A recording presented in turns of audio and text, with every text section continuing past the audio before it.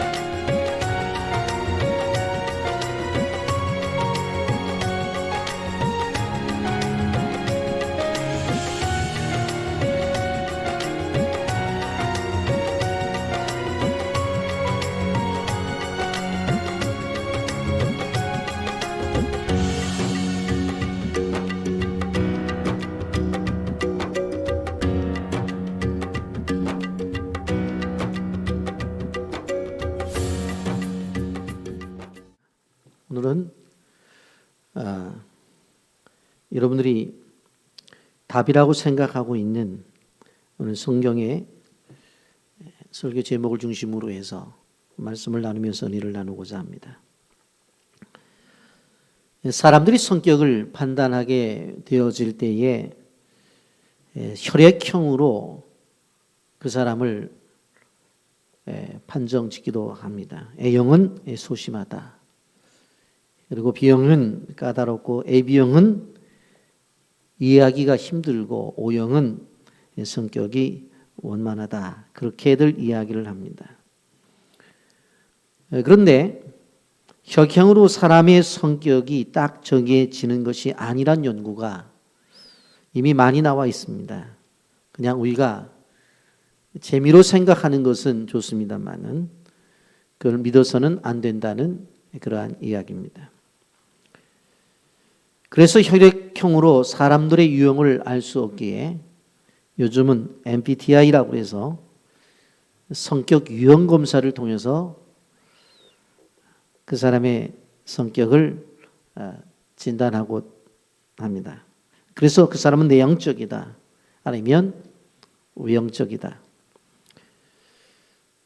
모든 일을 할 때 계획을 세워야지만 일을 편안하게 할 수 있다. 또 어떤 사람들은 나는 유연성을 가지고 특별한 계획이 없지만 그때마다 순발력 있게 일을 처리한다라고 이렇게 이야기를 합니다.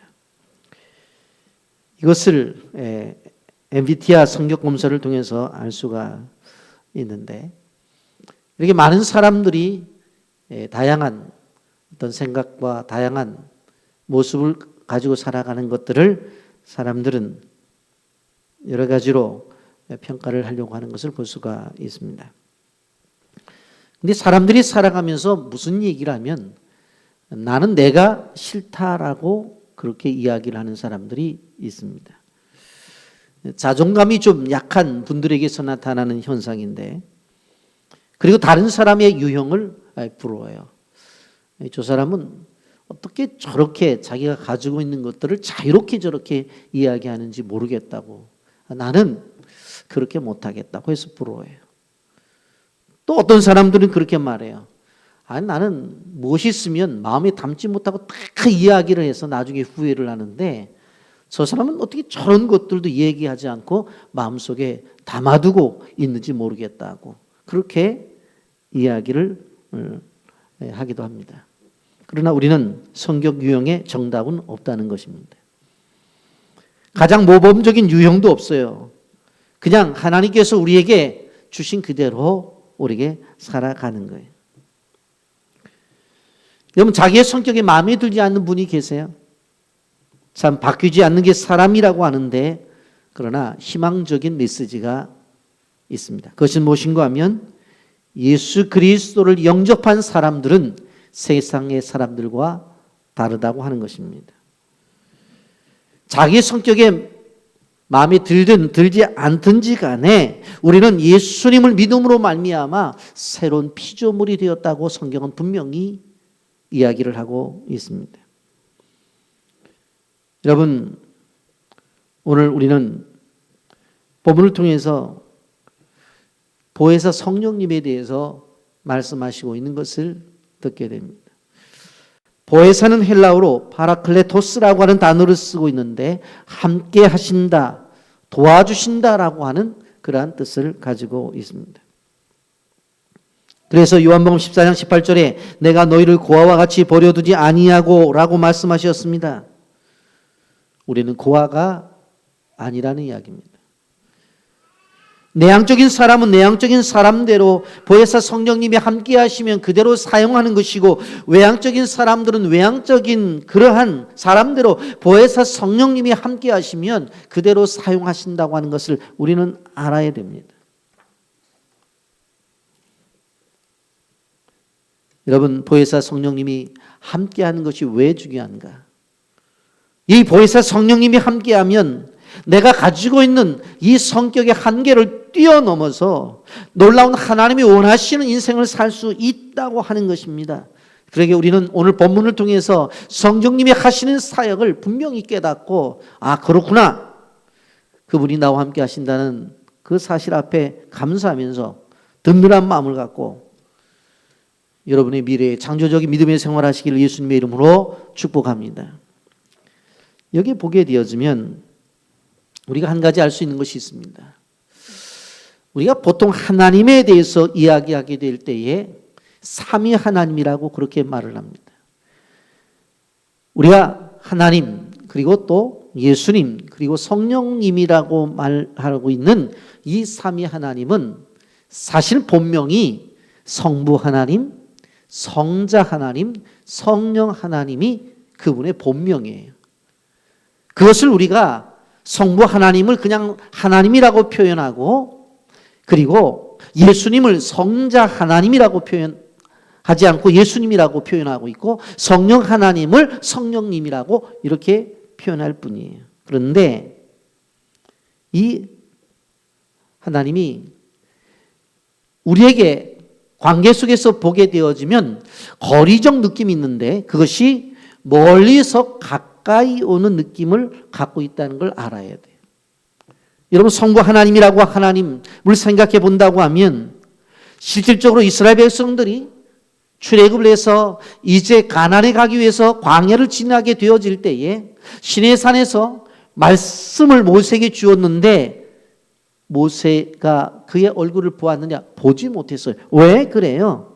사람은 하나님의 얼굴을 보면 죽기 때문에 그런 거예요. 얼굴을 보지 못했어요. 그런데 여러분, 성자 하나님이신 예수님을 보세요. 2000년 전에 이 땅에 말씀이 육신이 되셔서 우리 가운데 거하셨잖아요. 마리아의 몸을 빌어 태어나셨잖아요. 사생애 30년 동안 가정에 생활하다가 이제 30세가 되셔서 공생의 사역을 3년 동안 행하시잖아요. 그리고 십자가에 못 박혀 죽으시잖아요. 이것이 뭐예요? 인성을 가지신 하나님, 곧 성자 하나님인 예수님을 이야기해요. 그 예수님은 당시의 사람들 눈앞에 보였어요. 함께 먹고 마시고 생활을 했단 말이에요. 바로 성자 하나님, 이 예수님은 성부 하나님보다 가까이 오신 거예요. 그리고 성령 하나님은 어때요? 내 안에 계셔요. 그래서 우리가 하나님을 모신다고 표현할 때 그 하나님은 어떤 하나님이에요? 바로 성령 하나님. 너희는 하나님의 성전인 것과 성령이 너희 안에 계시는 줄 알지 못하느냐. 그렇게 성경은 말하고 있어요. 이 관계를 잘 알아야 돼요. 그래서 이 하나님이라고 하시는 이 성부 하나님과 이 성자 하나님인 예수님과 성령 하나님인 이 성령님이 어떤 이 관계 속에서 우리가 느껴지는 거리 관계는 성부 하나님은 아주 멀리 계시고 성자 하나님인 예수님은 이 땅에 오셔서 우리와 함께 생활을 하셨던 분이시고 그분이 떠나신 다음에 우리에게 보혜사로 주신 분이 성령님이신데 그 성령님은 우리 안에 계신다. 우리 안에 계신다. 이러한 관계가 있다고 하는 걸 우리는 알아야 돼. 여러분 그런데 오늘 본문을 보게 되면 지금까지 예수님의 제자들이 예수님과 함께 열심히 따라가며 사역을 했었어요. 그런데 어느 날 갑자기 예수님이 이 땅을 떠나신다는 거예요. 제자들에게 있어서는 큰 충격이었어요. 그러면 예수님이 떠나신다면 어떻게 믿음의 생활을 하고 어떻게 사역을 할 것인가? 그들은 걱정과 근심이 있었어요. 그래서 예수님이 약속을 하십니다. 요한복음 14장 16절에 내가 아버지께 구하겠으니 그가 또 다른 보혜사를 너에게 주사 영원토록 너희와 함께 있게 하리니. 요한복음 16장 7절에 내가 떠나는 것이 너희에게 유익이라 내가 떠나가지 아니하면 보혜사가 너희에게 오시지 아니할 것이요 가면 내가 그를 너희에게 보내리니 그렇게 말했어요. 제자들은 예수님께서 뭐라고 말씀하셨어요? 다른 보혜사를 보내주겠다고 했어요.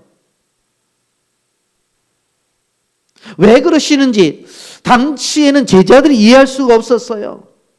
그래서 결국 절망과 슬픔 속에서 그들이 어떻게 뿔뿔이 흩어지고 자기 고향으로 떠나요. 그러다가 오순절 강림의 역사가 나타난 그 역사 속에서 실질적으로 예수님이 약속하신 이 보혜사 성령님이 강하게 임재를 함으로 말미암아 제자들이 이것이 예수님께서 말씀하실 때 고아와 같이 버려두지 않고 바로 또 다른 보혜사를 보내주신다는 것이 이것이구나라고 하는 것을 깨닫게 되어져요. 예수님은 떠났는데 실질적으로 그들 안에 임재하신 성령님을 통해서 그들의 불안과 공포가 사라지고 이제는 예수님이 옆에 계실 때처럼 그들의 마음이 평안해진 거예요. 그리고 사역을 할 수 있게 된 거예요.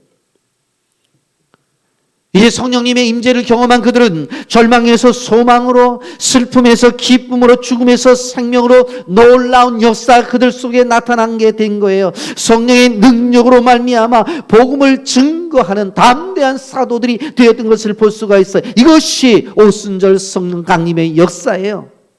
여러분 그런데 이 성령 임재 역사는 예수님의 제자들에게만 임한 것이 아니라 오늘날 우리들에게도 이 성령의 임재가 임하셨다고 하는 것입니다.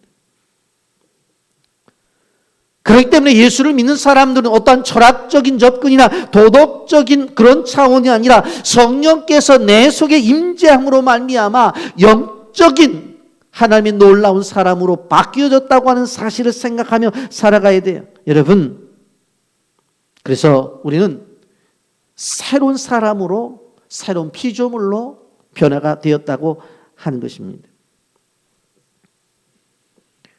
이런 그러므로 오늘 성경에서 말하고 있는 예수님께서 다른 보혜사를 주시고 가시겠다고 하는 그 뜻이 도대체 무엇이고 그 다른 보혜사로 오신 성령님이 우리의 삶 속에서 어떻게 역사하시는지를 깨달아 알게 되어질 때에 이 어려운 세대 속에서, 더군다나 이 코로나 시대 속에서 승리할 수 있다는 사실을 기억하시고 이 진리 안에서 하나님 주신 은혜를 받으시기를 예수님의 이름으로 축복합니다.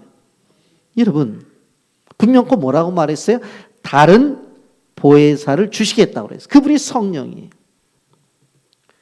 보혜사라고 하는 말은 우리가 잘 사용하지 않는 단어이기 때문에 마음속으로 딱 다가오지 않습니다만, 쉽게 말하자면 도와주시는 이, 바로 헬퍼를 말하는 거예요. 헬퍼, 도와주시는 이. 성도가 세상을 살아가면서 어려운 일을 당해요. 그때 도와주시는 분이 계세요. 그분이 누구라고요? 바로 보혜사라는 거예요. 보혜사. 16절에 이렇게 말씀합니다. 또 다른 보혜사를 너에게 주사 영원토록 너희와 함께 있게 하리니 그랬어요. 또 다른 보혜사를 준다고 그랬어요. 지금까지는 누가 보혜사 역할을 했어요? 예수님이 보혜사 역할을 했죠. 옆에 있으면서 함께 먹고 마시고 생활하면서 예수님이 보혜사 역할을 했죠. 그런데 예수님이 이제 승천하시니까 또 다른 보혜사를 준다고 그랬어요. 여러분, 여기서 다른 보혜사라고 하는 말을 할 때 다른이라고 하는 이 다르다라는 말은 헬라 말로 두 가지의 단어를 쓰고 있어요. 하나는 헤테로스라고 하는 단어와 또 하나는 알로스라고 하는 단어를 사용해요. 자, 그런데 이 헤테로스라는 단어는 언제 사용하고 알로스라는 단어는 언제 사용하는가? 쉽게 표현하면 우리가 서울에 가게 되어질 때에 히테로스는 무슨 얘기를 하냐면, 나 아침에 오늘 전철을 타고 살고 왔어. 그런데 낮에 보니까 차가 막힐 것 같아. 그래서 나는 낮에 또 한번 올라가게 되어질 때에 내 승용차를 이용했어. 무슨 얘기예요? 다름을 이야기하는 거예요. 방법이 달라요. 한 번은 전철을 타고 갔고 한 번은 승용차를 타고 갔어요. 그런데 알로스라고 하는 이 단어는 뭐냐면 방법이 같아요. 오늘 아침에 나는 전철을 타고 출근을 했는데 오늘 좀 일찍 갔지, 아침 7시에. 그런데 내일은 좀 늦게 가도 돼서 내일 10시에 나는 전철을 타고 출근할 거예요. 그 얘기예요. 똑같이 오늘도 전철로 내일도 전철이에요. 그걸 얘기하는 거예요.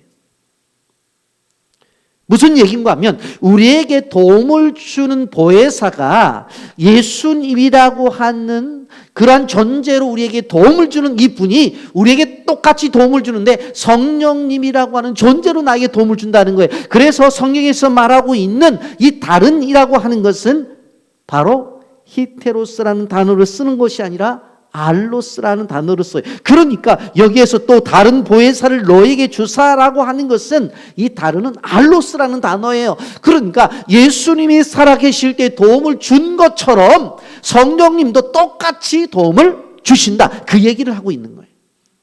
매우 중요한 얘기예요. 매우 중요한 얘기. 여러분, 우리는 기억해야 돼요. 성령님은 예수님과 본질상 똑같아요. 성령님이 임재하심, 그 임재하심이 바로 예수님의 임재하심과 동일하다고 하는 거예요. 예수님이 하나님이시니까 성령님도 하나님이세요. 그래서 삼위 하나님을 이야기하는 거예요. 예수님이 사랑이셨죠. 그러면 성령님도 사랑이세요. 예수님이 살아계실 때 능력으로 나타나셨죠. 그렇기 때문에 성령님도 능력으로 나타나시는 거예요. 예수님이 계시면서 구원사역을 하셨죠. 성령님도 구원사역을 하시는 거예요. 예수님이 살아계실 때에 귀신을 내어 쫓았잖아요. 이 시대 성령님도 귀신을 내어 쫓아요. 예수님이 살아계셨을 때에 바로 병든 자를 치유해 주셨죠. 지금 예수님이 그렇게 하신 것처럼 성령님도 병든 자를 치료해 주셔요. 근데 한 걸음 더 나가서 뭘 얘기해요? 더 큰 일을 하실 수 있다고 말을 해요. 요한복음 14장 12절입니다. 내가 진실로 너에게 이르노니 나를 믿는 자는 내가 하는 일을 그도 할 것이요 또한 그보다 큰 일도 하리니 이는 내가 아버지께로 감이라 그랬어요. 여러분, 우리는 마태복음 28장 20절의 말씀을 잘 알고 있죠. 마지막 예수님께서 십자가에 죽으시고 나서 부활하신 다음에 우리에게 주신 말씀이에요. 내가 너희에게 분부한 모든 것을 가르쳐 지키게 하라. 볼지어다 내가 세상 끝날까지 너희와 항상 함께 있으리라 하시니라 그랬어. 여러분 생각을 해보세요. 예수님께서 부활하시면서 뭐라고 말씀했어요? 내가 세상 끝날까지 너희와 항상 함께 있겠다. 아니 십자가에 죽으시고 승천하신 분이 어떻게 우리와 함께 하시겠다는 거예요? 이 이야기가 뭘 말씀합니까? 바로 성령으로 함께 하시겠다는 그 얘기예요. 예수님은 십자가에 죽으셨어요. 그리고 이제 부활하셨어요.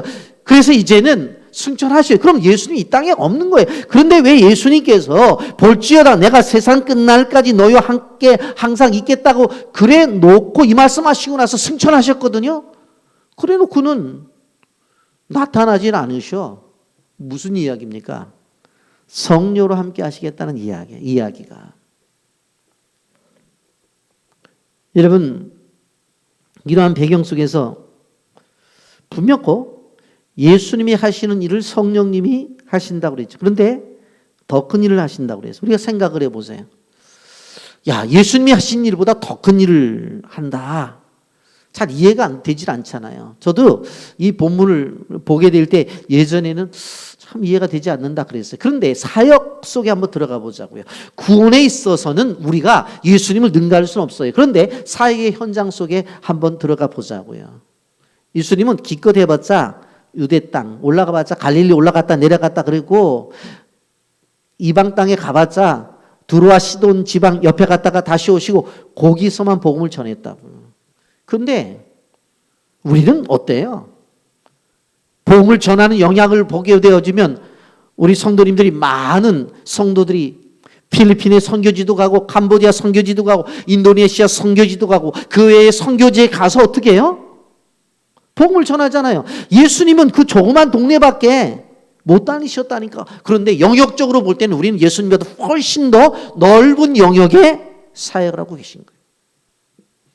이런 보세요. 예수님 말씀을 전할 때 산상모훈 할 땐 산 위에 올라가서 전했고 평지복음을 할 때 평지에서 복음을 전했어요. 그냥 이렇게 복음을 전한 거예요.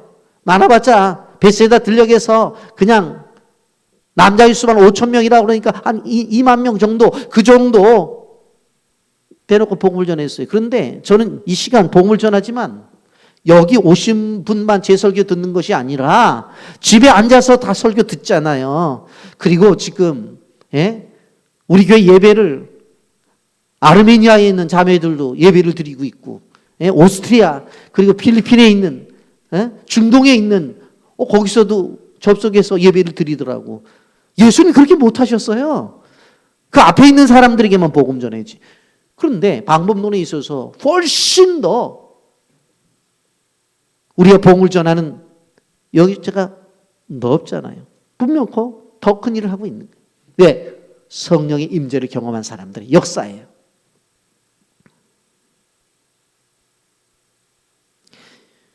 보혜사란 우리를 돕기 위해서 계시는 분이라고 했는데 오순절 다락방에서 임하신 성령의 역사가 2000년 전이 지난 다음에 오늘날 나타나지 않느냐? 아니에요. 오늘도 조금 더 변하지 않고 그대로 나타나셔요. 그래서 우리는 꼭 기억하셔야 돼요. 오늘 17절 말씀 보세요. 그는 너희와 함께 거하시며 또 너희 속에 계시겠습니다. 20절 말씀 그날에 내가 아버지 안에 너희가 내 안에 내가 너희 안에 있는 것을 너희가 알리라 그렇게 말했어요. 예수님이 요한복음 14장 6절에서 뭐라고 말했어요? 내가 곧 길이요 진리요 생명이라고 말했죠. 그렇다고 한다면 성령님도 길이요 진리요 생명이라고 하는 사실을 기억하셔야 되는 거예요. 여러분 청소년들은 미래에 대한 갈등을 느껴요.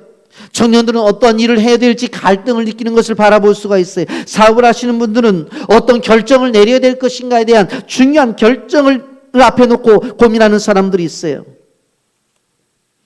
이러한 모든 것들의 미래를 알려주시는 분이 누구예요? 성령님이에요. 바른 선택과 현명한 판단과 후회하지 않는 결정은 누구로부터 나오는 거예요? 나로부터 나오는 것이 아니라 하나님께서 우리에게 주신다는 사실을 기억해야 돼요. 사도 바울이 선교 사역을 하게 될 때 자기는 어떻게 결정을 했어요? 아시아로 가서 복음을 전해야 되겠다고 생각을 했는데 기도하는 가운데 마케도냐 환상을 봐요. 건너와서 우리를 도우라. 그래서 그 말씀 앞에 순종을 해요. 나중에 보았더니 하나님의 선택이 옳았어요. 왜냐하면 세계 역사의 주역이 될 나라가 로마였기 때문에 이 유럽 전도가 우선되어진다는 것을 나중에 사도 바울이 깨닫게 되어진 거예요. 여러분, 우리 교회가 가지고 있는 미전도 종족 선교 사역도 마찬가지예요. 처음에 우리가 종족 입양을 해서 선교를 하게 될 때는 한국에 실질적으로 미전도 종족 사역은 미미했었어요. 알려지지도 않았어요. 그런데 성령께서 알게 해주셨어요. 복음을 듣지 못한 지역으로 가라. 선교사들이 없는 지역으로 가라. 남들이 가지 않는 지역으로 가라. 그래서 우리가 간 거예요. 그것이 성령이 함께하는 사역이었고 성령이 지시하신 사역이었고 성령이 인도하는 사역이었기 때문에 이렇게 하나님의 놀라운 축복이 임하게 되어진 것이고 바로 그 열매로서 빌란의 장학생들이 오늘 교회 안에서도 이렇게 신학대학원을 다니면서 공부를 하고 있는 것입니다. 그렇다고 한다면 여러분, 성령이 이렇게 우리의 보혜사가 되어주시는데 이 성령이 하시는 일이 도대체 뭔가? 오늘 제가 아주 간단하게 세 가지로 설명을 드리려고 해요. 성령론을 강의하는 시간이 아니기 때문에 제가 전체를 말씀드리지 않고 아주 간단하게 말씀을 드릴 텐데 잘 들으시면 한순간에 이해가 될 줄 알아요. 바로 이 성령에 대한 구도를 우리가 기억해야 돼요. 먼저 성령님은 우리로 하여금 하게 하시는 것이 구원을 주시는 사역을 하셔요. 구원과 믿음을 주시는 분이 성령님이에요. 고린도전서 12장 3절 말씀 이렇게 말씀합니다. 그러므로 내가 너희에게 알리노니 하나님의 영으로 말하는 자는 누구든지 예수를 저주할 자라 하지 아니하고 또 성령으로 아니하고는 누구든지 예수를 주시라 할 수 없느니라. 여러분, 우리가 예수 그리스도를 주님으로 맞이하는 것, 내 힘으로 하는 것이 아니라 성령님이 하시는 거예요. 예수를 그래서 유능하다고 믿는 거 아니에요? 예수님 똑똑하다고 믿는 거 아니에요? 예수님을 누가 믿어요? 성령이 도와주셔야지만 믿는 거예요. 그렇기 때문에 우리가 이 성령의 역사를 기대하는 것 속에서 구원의 역사를 기대하는 거예요. 여러분, 사도행전의 역사를 보십시오. 마가의 다락방에서 120명이 모여서 기도를 하죠. 그곳에 이제 하나님의 성령이 임하게 되어지니까 나가서 그들이 복음을 전하게 되어질 때 사도행전 2장 41절에 3,000명이 회개하고 돌아와요. 사도행전 4장 4절에 5,000명이 회개하고 돌아오는 것을 볼 수가 있어요. 사도행전 6장 7절에 보면 이제는 제자의 수가 많아졌다고 그랬어요. 사도행전 14장 1절에 가보면 이제 유대인뿐만 아니라 이방인까지 하나님 앞에 돌아와요. 이것이 어떻게 이런 일이 벌어지는 거예요? 성령의 역사가 나타나니까. 그러니까 교회 안에 구원받은 사람들이 날로 더하기 위해서는 어떻게 되어져요? 성령의 역사가 나타나야 되는 거예요. 그래서 구원의 이 은혜가 임하는 이 부흥의 역사는 성령과 떨어질래야 떨어질 수가 없다고 하는 것을 기억해야 돼요. 여러분, 성령은 우리와 하여금 예수 그리스도를 믿게 도와주셔요. 그래서 실질적으로 예수 그리스도를 믿고 그 예수 그리스도를 입으로 시인하는 일을 누가 도와주는 거예요? 바로 성령님이 도와주는, 성령 하나님이 도와주는 거예요. 자, 그 다음 단계로 이 성령을 받은 사람들, 우리가 구원을 얻었잖아요. 그러면 구원을 얻은 사람들에게 성령님이 하시는 것이 무엇이냐?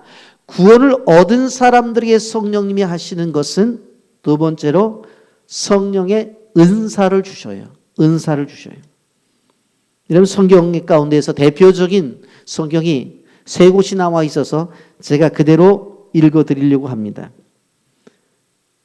첫 번째, 고린도전서 12장 7절부터 11절까지입니다. 각 사람에게 성령을 나타내시면 유익하게 하려 하심이라. 어떤 사람에게는 성령으로 말미암아 지혜의 말씀을, 어떤 사람에게는 같은 성령을 따라 지식의 말씀을, 다른 사람에게는 같은 성령으로 믿음을, 어떤 사람에게는 한 성령으로 병 고치는 은사를, 어떤 사람에게는 능력 행함을, 어떤 사람에게는 예언함을, 어떤 사람에게는 영들 분별함을, 다른 사람에게는 각종 방언을 말함을, 어떤 사람에게는 방언을 통역함을 주시나니 이 모든 일을 같은 한 성령이 행하사 그의 뜻대로 각 사람에게 나눠 주시는 것이라.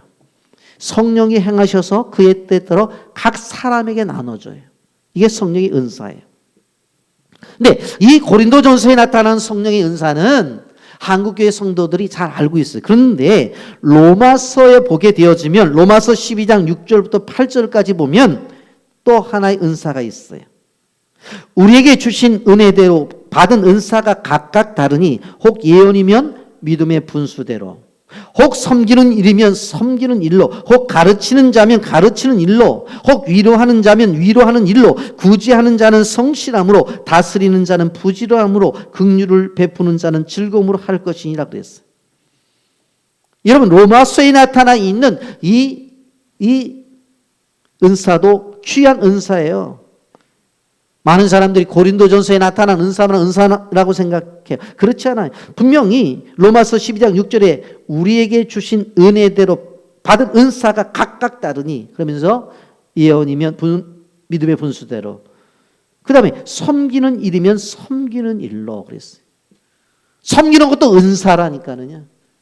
그래서 다른 사람을 섬기고 교회도 섬기고, 굳은 일이 있으면, 교회에서 청소가 있으면, 인원이 모자라다면 와서 같이 해주고, 그리고 부엌에 설거지도 인원이 모자라면 아우 집사님 권사님 같이 하자 하고 같이 들어와서 팔것도 붙이고 같이 하는 섬기는 것도 이게 은사의 은사. 가르치는 자면 가르치는 일로, 위로하는 자면 위로하는 일로. 힘든 일이 생기면 가서 위로하고, 권사님 힘들지 내가 같이 기도해 줄게, 잘 견뎌낼 거야, 위로해 준단 말이에요. 구제하는 자는 성실함으로, 남들이 어려우면 자기 것 갖다 자꾸 베풀고 나눠요. 자기 혼자 잘 먹고 잘 살려고 하질 않아요. 이것도 은사라니까. 은사예요. 그리고 또 하나, 에베소서 4장 11절에 보면 또 하나의 은사가 있어요. 여기 보면 그가 어떤 사람은 사도로, 어떤 사람은 선지자로, 어떤 사람은 복음 전하는 자로, 어떤 사람은 목사와 교사로 삼으셨으니 그랬어요. 근데 여기서 중요한 것은 어떤 사람은 사도로, 어떤 사람은 선지자로 이야기할 때에 사도와 선지자는 소멸된 은사로 봅니다. 무슨 얘기냐면 이미 성경이 완전히 기록이 되어져 있어요. 그래서 하나님이 직접 우리에게 말씀하실 필요가 없다고요. 성경이 기록되어 있어서. 그래서 사도와 선지자는 소멸되었어요. 그리고 나머지 복음 전하는 자, 어떤 사람 목사와 교사. 그러니까 선교사도 은사고, 목사도 은사고, 교사도 은사라는 거예요. 은사, 이게 아무나 하는 게 아니에요. 아무나 하는 게 하나님이 특별히 주신 거예요. 아니, 자기가 먹고 살아야 되는데 왜 자기 것을 가지고, 그것도 주변의 사람들이 아니라 해외 나가서 얼굴도 모르고 이름도 모르는 사람들한테 그 고생을 하면서 다 나눠줍니까? 이게 은사가 아니면 못하는 거예요. 은사의 은사. 선교사로 파송을 받은 사람이든 아니면 단기 선교사가 되어서 때가 되면 가서 의료 사역을 하든 아니면 빵 나눠주는 사역을 하든 복음을 전하는 사역을 하든 이건 은사라니까요. 우리가 기억해야 돼요. 자, 구원을 받은 사람에게 하나님이 무엇을 주신다고? 은사를 주셔요. 그런데 이 은사는 왜 주실까? 하나님의 나라를 세워나가고 하나님의 교회를 세워나가기 위해서 은사를 주시는 거예요. 그런데 어떤 분들은 이 은사를 가지고 교회를 세워나가는 것이 아니라 교회를 힘들게 해요. 교회를 어렵게 해요. 그런데 그거는 제가 볼 때 바른 은사가 아니에요. 성경은 이런 것들을 가지고 하나님의 나라와 하나님의 교회를 세워나가라고 했어. 그래서 은사를 주시는 거예요. 자, 한 걸음 더 나가서, 그러면 하나님이 성령을 통해서 주시는 것이 뭐냐면 은사로 사역을 하게 되어질 때에 열매를 맺어야 돼요. 열매. 몇 가지의 열매를 맺어야 돼요? 9가지의 열매를 맺어야 돼요. 갈라디아서 5장 22절과 23절입니다. 오직 성령의 열매는 사랑과 희락과 화평과 오래 참음과 자비와 양성과 충성과 온유와 절제니 이 같은 것을 금지할 법이 없느니라. 여러분, 우리가 고린도전서에 나타나는 은사와 로마서에서 나타나는 은사와 에베소서에 나타나는 은사인데, 이 은사가 사역 속에서 활용되어질 때에 결과가 어떻게 나타나야 돼요? 이 9가지 열매로 나타나야 되지, 이게 이런 열매가 나타나지 아니하면 그 은사 소용없다는 이야기예요. 그것을 성경이 말씀하고 있는 것을 바라볼 수가 있습니다. 여러분, 꼭 기억하셔야 돼요. 성령님이 하시는 3가지 중요한 것을 얘기했어요. 성령님이 하시는 것이 뭐라고 그랬어요? 첫 번째, 우리에게 구원을 주시고, 두 번째로 뭐예요? 구원받은 사람들에게 뭘 주세요? 은사를 주시고, 그리고 세 번째로 그 은사를 활용함에 있어서 9가지의 열매를 맺도록 하시는 분이 누구다? 성령님이시다. 꼭 기억하셔야 돼요. 여러분, 그런데 이 성령의 역사가 왜 이런 9가지 열매를 맺어야 되느냐 하면, 성령님은 예수님의 영이시기 때문에 예수님이 거룩하시잖아요. 그러니까 성령님도 거룩한 거예요. 그러니까 이 성령을 통해서 살아가는 사람들은 예수님의 인격을 닮아가는 거예요. 거룩함을 닮아가는 거예요. 그래서 예수님처럼 되는 거예요. 여러분, 성령을 인식하는 사람들은 죄악을 멀리하고 하나님께서 우리에게 주신 은혜를 따라서 예수님처럼 살아가는 거예요. 여러분, 죄와 분리된 생각을 하고 죄와 분리된 삶을 살아간다는 거예요. 그래서 어떻게 되어져요? 삶이 거룩해지는 거예요. 우리로 하여금 성전이 되게끔 하는 거예요. 그래서 예수를 믿는 사람들이 이 전체를 알게 되어지면 끊임없이 성령의 9가지 열매가 주렁주렁 맺어지는 거예요. 무엇을 통해서? 주어진 은사를 통해서 이 열매가 맺어지는 거예요. 그런데 문제가 뭔 줄 아세요? 성령의 사역을 흉내내는 사람들이 있다는 거예요. 실질적으로 성령 충만하지 않아요. 그래서 정말 성령을 받은 사람처럼 기도를 해요. 그런데 힘이 없어요. 성령을 받은 사람처럼 전도를 해요. 그런데 영혼을 향한 사실 사랑이 없어요. 성령을 받은 사람처럼 선교도 해요. 그런데 열정이 없다고요. 성령을 받은 사람처럼 예배도 드려요. 그런데 하나님의 임재가 없어요. 왜 그런 줄 아세요? 흉내를 내기 때문에 그래요. 여러분, 오늘날 교회 시대에 왜 이 교회가 힘이 없는 줄 아세요? 성령을 받은 사람의 흉내만 내고 있기 때문에 그래요. 실질적으로 성령이 받은 사람처럼 기도하고, 성령을 받은 사람처럼 전도하고, 성령을 받은 사람처럼 선교하고, 성령을 받은 사람처럼 예배를 하게 되어지면 하나님의 은혜를 경험하고 뜨거운 그런 교회를 세워나가는데, 성경 찬송을 가지고 교회는 와요. 앉아는 있어요. 직분은 받았어요. 그런데 모양만 내고 있어요. 그러니 종이 호랑이니 모양은 호랑이인데 힘이 없다고. 오늘날 이 시대의 교회예요.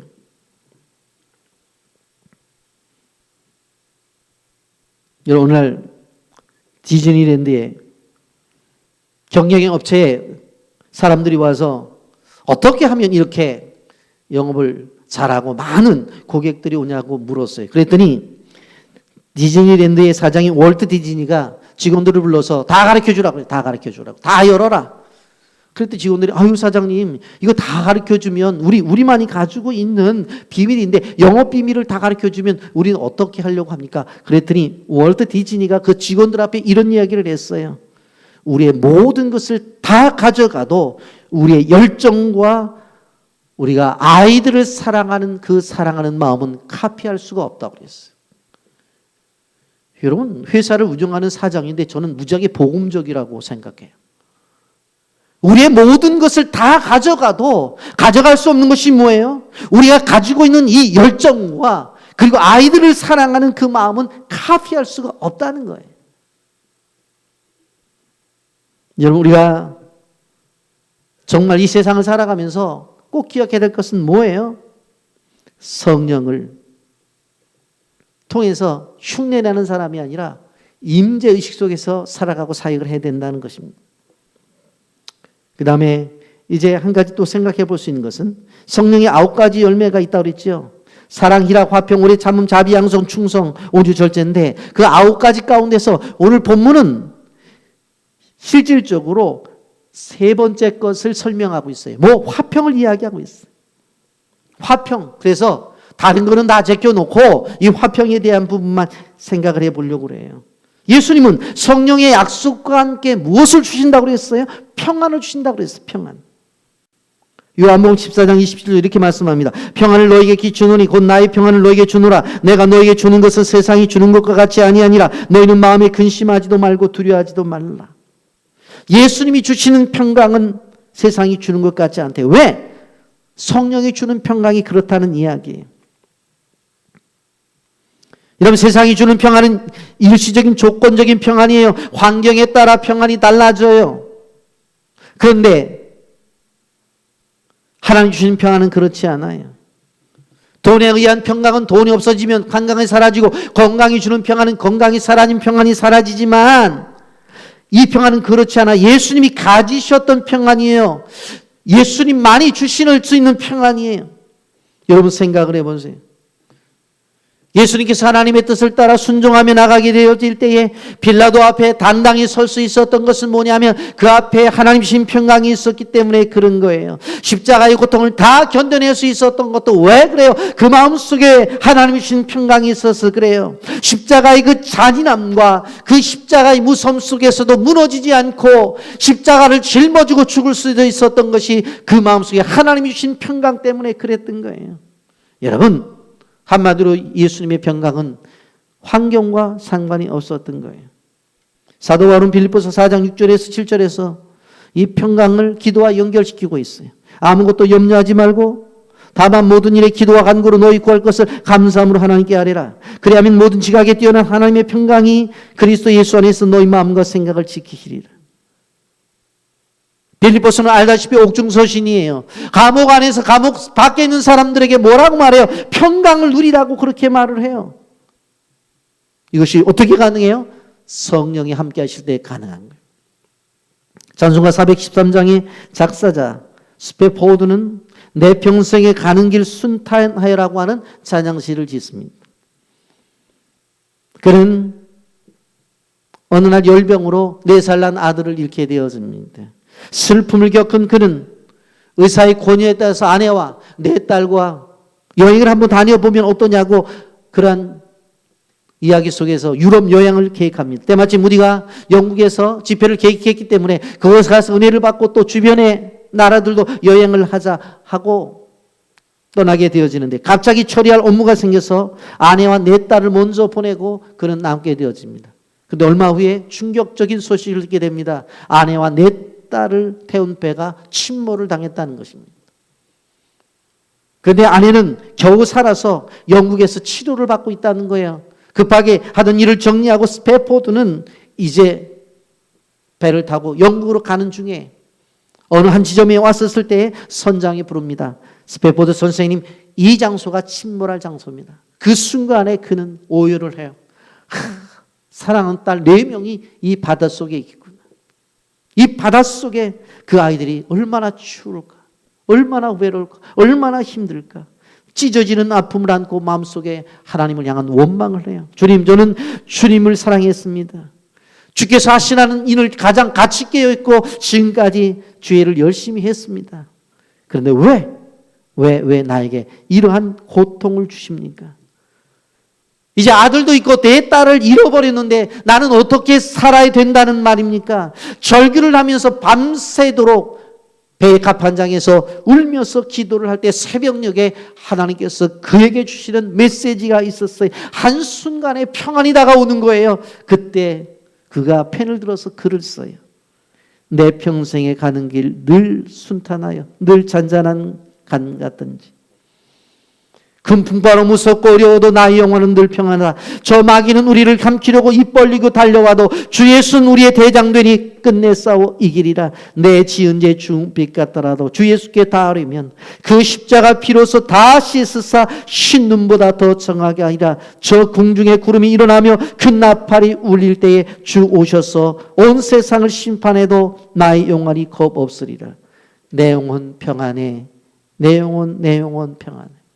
그 순간 그의 마음속에 평안함이 다가오는 거예요. 여러분, 그리스도께서 주시는 평안이 외적인 것인가요? 아니에요. 그리스도께서 주시는 평안은 내적인 거예요. 그리스도인들이 꼭 기억해야 될 것은 우리는 어떤 생각을 해요? 우리가 가지고 있는 물질, 우리가 가지고 있는 자녀의 문제, 남편과 아내, 그리고 부모, 그리고 우리가 가지고 있는 어떠한 사업, 이런 것들이 잘 되어지면 이런 것들을 인해서 점점 내 마음이 평안하다고 생각을 해요.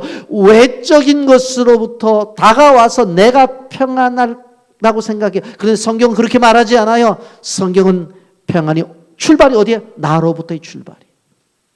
나로부터 출발이 되어서 평안이 밖으로 나가는 거예요. 그렇기 때문에 사업이 좀 안 돼도 평안해요. 자녀들과 가족 가운데 문제가 있어도 평안해요. 그리고 육신의 질병이 있어도 평안해요. 왜?